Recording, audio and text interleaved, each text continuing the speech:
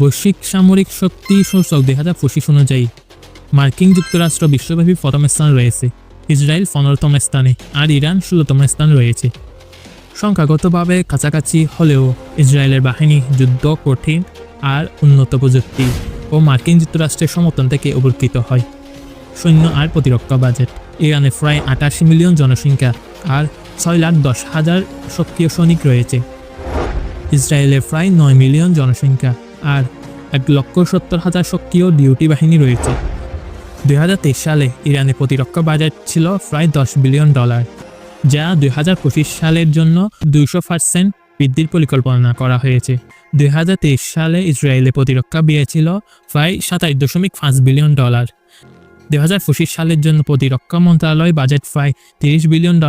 2025 সালের জন্য ইরানের সামরিক বাজেট 200% বৃদ্ধি তার প্রচলিত ও অপ্রচলিত সক্ষমতা বাড়ানোর একটি কৌশলগত পরিবর্তন নির্দেশ করে।